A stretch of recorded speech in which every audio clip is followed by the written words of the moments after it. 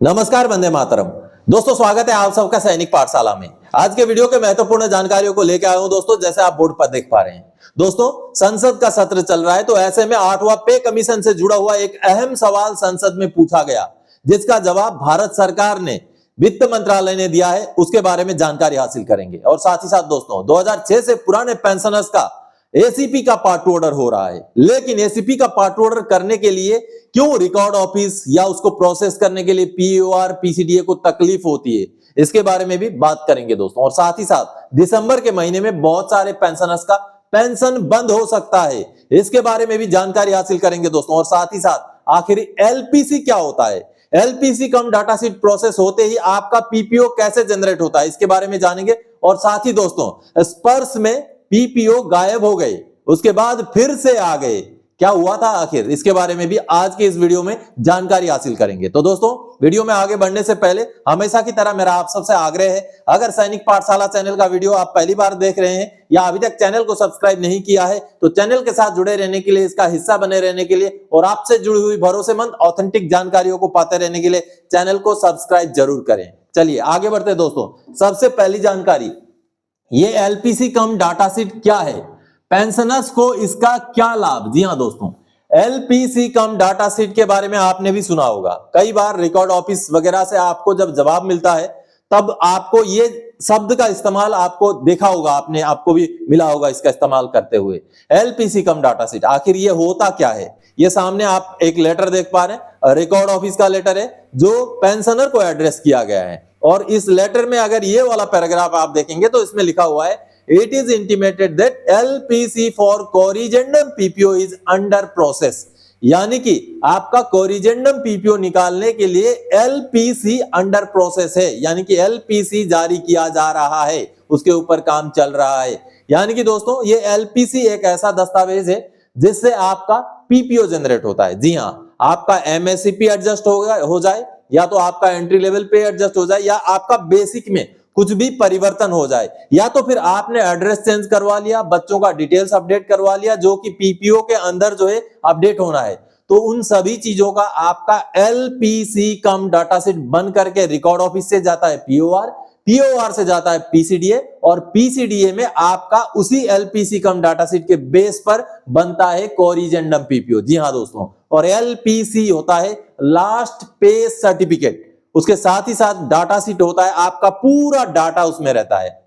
ये अगर मैं प्रिंटेड कॉपी की बात करूं तो 3-4 पेज का ये एक डॉक्यूमेंट होता है, जिसको कभी प्रिंट भी निकाला जाता है चेक करने के लिए। लेकिन चूंकि आज के डेट में स्पर्श से डॉक्यूमेंट प्रोसेस होते हैं, इसलिए स्पर्श के अंदर ही डिजिटली एलपीसी कम डाटा शीट बनता है, जो पीओआर को जाता है, और डिजिटली ही वो डॉक्यूमेंट पीसीडीए को भी जाता है। तो आपका जब भी एडजस्ट होना होगा, बेसिक पे में कुछ बढ़ोतरी होगा या कुछ भी चीजें अगर चेंज होती हैं, रिकॉर्ड ऑफिस के थ्रू से जो चीजें प्रोसेस की जाती है कोरिजेंडम पीपीओ निकालने के लिए, वो डॉक्यूमेंट का नाम है एलपीसी कम डाटा शीट। तो एलपीसी कम डाटा शीट प्रोसेस होने का मतलब होता है आपका पीपीओ आगे निकलने वाला है। तो चलिए, ये एक आपके लिए एक डॉक्यूमेंटेशन से जुड़ी हुई जानकारी थी। चलिए आगे बढ़ते हैं अगली जानकारी की ओर। स्पर्श से पीपीओ गायब हो गए, फिर से जारी कर दिए गए, क्या मतलब है। जी हां दोस्तों, स्पर्श एक ऐसा पोर्टल है जिसके अंदर हमारा बहुत सारा डाटा है। आप अगर स्पर्श में लॉगिन होकर के चेक करेंगे, तो आप अगर मैनेज प्रोफाइल में जाएंगे दोस्तों, तो वहां पर आपको देखने को मिलेगा बहुत सारे डाटा हमारा वहां पर है, और उसका अलग अलग हेडिंग वाइज डाटा है, जैसे कि personal detail, service detail, family detail, bank detail, other details, उसके बाद मेडिकल डिटेल्स, पेमेंट डिटेल्स, उसके बाद नॉमिनी डिटेल्स, ऐसे करके आपको बहुत सारे खाने वहां पर मिलेंगे। और उन्हीं डाटा को, उन्हीं डिटेल्स को लेकर के बनता है हमारा पीपीओ या कोरिजेंडम पीपीओ। तो अब की बार रिसेंटली एक दिन पहले यह हुआ था कि हमारे पीपीओ स्पर्श से गायब हो गए थे। दोस्तों, स्पर्श एक ऐसा पोर्टल है जिसमें हमेशा अपडेशन चलता रहता है। कोई भी छोटी छोटी चीजों को अमेंड जब किया जाता है, तो स्पर्श का जो सॉफ्टवेयर है, उसका जो पोर्टल है, उसमें सुधार किया जाता है। तो कभी भी इस तरीके का जब सुधार होता है, तो कुछ समय के लिए कुछ चीजें, कुछ सुविधाएं बाधित होती हैं।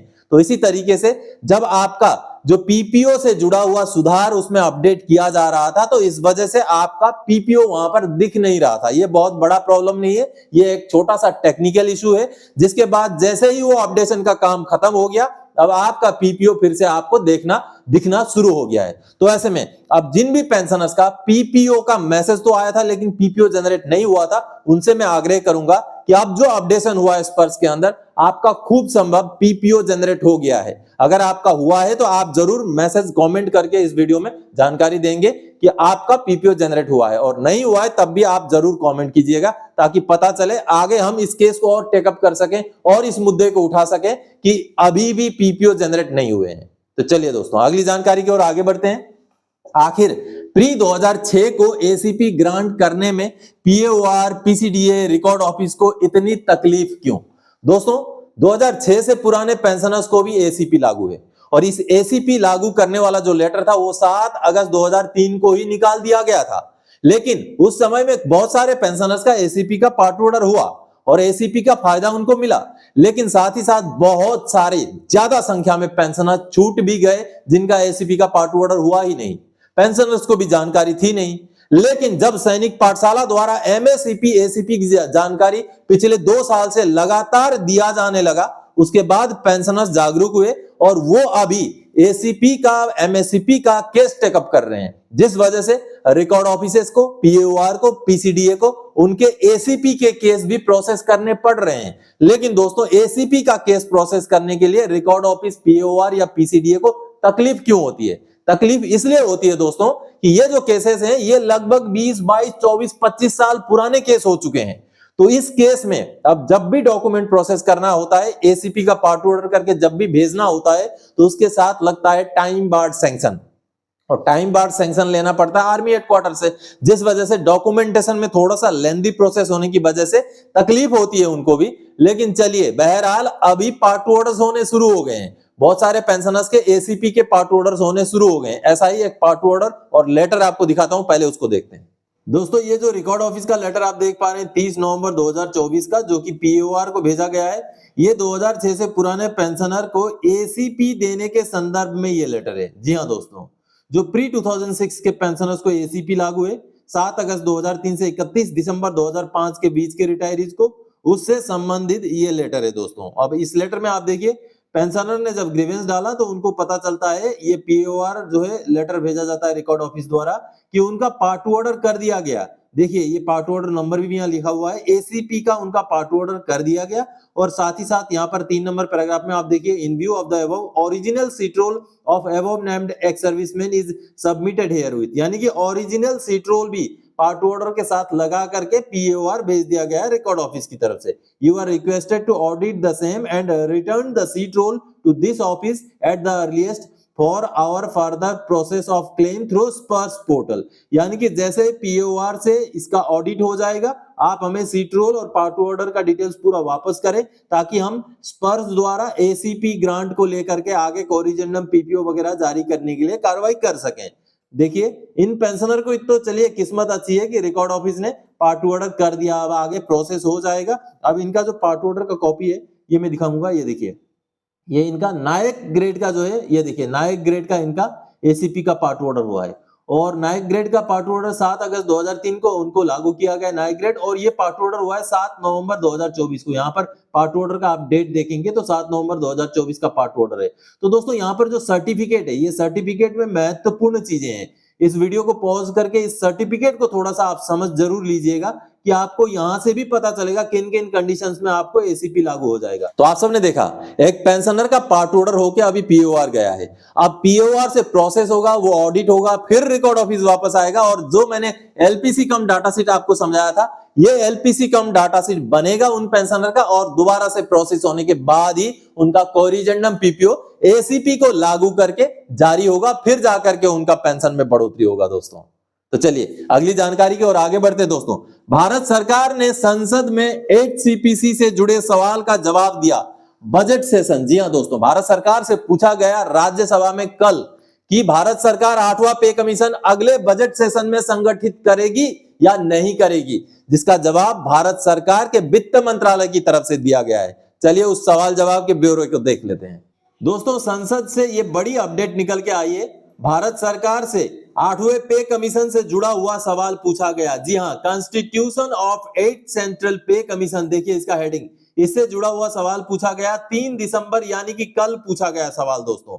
और इस सवाल का जवाब भारत सरकार ने दिया है। और ये सवाल पूछा गया है श्री जावेद अली खान और श्री रामजी लाल सुमन जी ने, ये दो सांसदों ने ये सवाल पूछा है राज्यसभा में।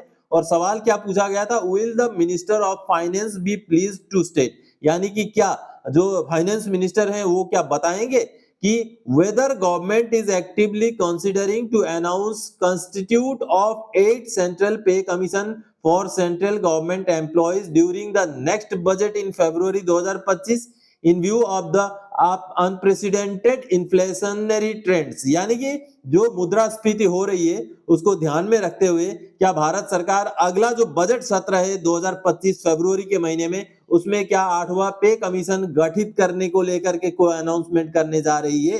दूसरा सवाल, if so the details thereof and if not the reason therefor, अगर ऐसा है तो उसका डिटेल्स बताएं और अगर ऐसा नहीं है तो उसका रीजन बताएं। Whether fiscal condition of union government is not allowing the increase in pay of central government employees, क्या भारत सरकार की जो आर्थिक स्थिति ऐसी है कि भारत सरकार जो है जो गवर्नमेंट एम्प्लॉइज हैं उनका पेमेंट में बढ़ोतरी नहीं कर सकती। If so their details thereof, अगर ऐसा है तो उसका पूरा ब्यौरा हमें दिया जाए। देखिए ये बिल्कुल गजब का बिल्कुल वाजिब सवाल पूछा गया था, जिस सवाल का जवाब भारत सरकार की तरफ से क्या दिया गया ये देखिए आंसर, जिसमें minister of state in the ministry of finance, यानी कि वित्त मंत्रालय के जो राज्य मंत्री हैं श्री पंकज चौधरी, उन्होंने जवाब दिया है। और जवाब क्या दिया गया है, no such proposal is under consideration with the government for constitute of 8 central pay commission for the central government employees at present, यानी कि भारत सरकार ने दो टुक कह दिया है कि अगला जो बजट सेशन है उस तक जो है 8वां पे कमीशन गठन करने का कोई भी प्रस्ताव अभी विचाराधीन नहीं है। बाकी जितने भी सवाल थे उनके लिए डू नॉट अराइज, यानी कि कोई सवाल ही नहीं पैदा होता। इस तरीके से जवाब दिया है, दो टूक जवाब जो है वित्त मंत्रालय की तरफ से दिया गया है कि भारत सरकार के पास अभी 8वां पे कमीशन संगठित करने का कोई भी प्रपोजल विचाराधीन नहीं है। तो दोस्तों आप सबने देखा भारत सरकार ने फिलहाल के लिए 8वें पे कमीशन से मना कर दिया है, लेकिन भारत सरकार को 8वां पे कमीशन लाना पड़ेगा। ये बहुत बड़ा अन्याय होगा अगर भारत सरकार 8वां पे कमीशन संगठित नहीं करती है तो। चलिए अगली जानकारी की ओर आगे बढ़ते हैं दोस्तों। सावधान, अब इन पेंशनर्स को नहीं मिलेगी दिसंबर महीने की पेंशन। जी हां दोस्तों सावधान, आपका भी अगर नवंबर के महीने में लाइफ सर्टिफिकेट यानी कि जीवन प्रमाण पत्र ड्यू था और आपने नहीं सबमिट किया, या तो फिर सबमिट किया लेकिन रिजेक्ट हो गया, तो आपका आगे दिसंबर से आगे का पेंशन बंद हो सकता है। जी हां, इसीलिए आपको आगाह कर रहा हूं, अगर नवंबर महीने में आपका लाइफ सर्टिफिकेट का ड्यू डेट था, आपने लाइफ सर्टिफिकेट सबमिट कर दिया लेकिन अंदर चेक नहीं किया कि वो अपडेट हुआ स्पर्श में या नहीं हुआ, या तो फिर अभी तक आपने लाइफ सर्टिफिकेट जमा ही नहीं किया है, तो ऐसे में आपका दिसंबर महीने से आगे का पेंशन बंद हो जाएगा, दिसंबर महीने का पेंशन भी आपको नहीं मिलेगा। लेकिन चूंकि आप स्पर्श माइग्रेटेड पेंशनर हैं, आपको सबसे पहले तो स्पर्श में लॉगिन होकर के चेक करना है आपका लाइफ सर्टिफिकेट का ड्यू डेट चेंज हो गया कि नहीं। कहीं आपने लाइफ सर्टिफिकेट सबमिट तो कर दिया, रिजेक्ट तो नहीं हो गया, ये चीज चेक करना जरूरी है। और अगर आपका लाइफ सर्टिफिकेट रिजेक्ट हुआ है या तो फिर आपने लाइफ सर्टिफिकेट सबमिट नहीं किया है तो इमीडिएटली सबमिट कर दीजिए, अभी भी समय है। अगर आप अभी भी 2-4 दिन के अंदर लाइफ सर्टिफिकेट सबमिट कर देते हैं, स्पर्श के अंदर 2-4 दिन के अंदर प्रोसेस हो जाता है, तो दिसंबर का पेंशन आपको मिल जाएगा।